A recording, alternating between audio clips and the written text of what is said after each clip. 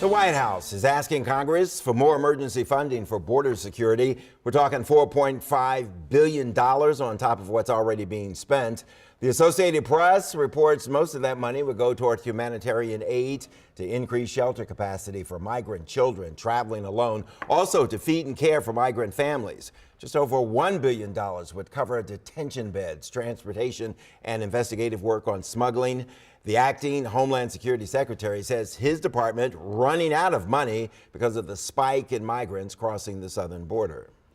Immigration is taking center stage in Fairfax as county leaders battle over spending money to help undocumented immigrants fight deportation.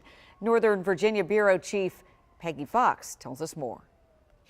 The Fairfax County Board of Supervisors voted to help undocumented and illegal immigrants fight deportation. In its $4.4 billion budget voted on Tuesday, the board set aside $200,000 for a legal aid pilot program to help immigrants facing deportation proceedings. Immigration attorney Mark Stevens says many families are desperate for the help. If you lose a family member, someone who may be supporting several children, and those children may have been born in the United States and they're left behind, the burden of that is carried by the county. The county says it does provide a public defender for low-income people in criminal cases, but deportation is a civil matter, and without specified funding, they're on their own against the federal government. It's time we provide legal support for people who are in deportation public hearings. Lead District Supervisor Jeff McKay says Fairfax County families are being divided almost every day. He pointed to records that show 12,000 county residents were in deportation proceedings last year.